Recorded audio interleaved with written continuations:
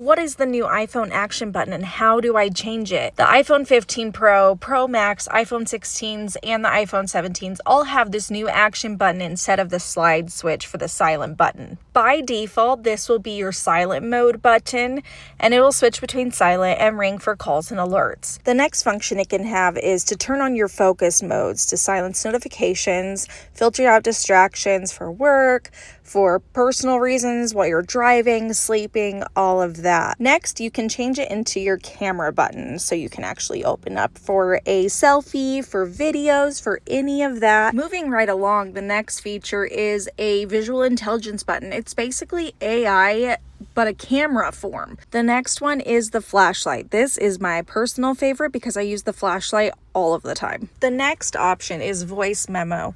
Here you can record personal notes, musical ideas, really anything that you want to put a voice memo to. Next, you can set it up to recognize music with Shazam, and that will do it on your phone or just sound that's around you. The other option here is a magnifier. So you can turn your iPhone into a magnifying glass to zoom in on and detect objects near you. Super duper helpful. The last ones have a lot of different things you can do within them. So you can choose controls where you can make it a calculator, stopwatch, really a lot of different things depending on the app. The next one is shortcut, and you can just open up any app using that one.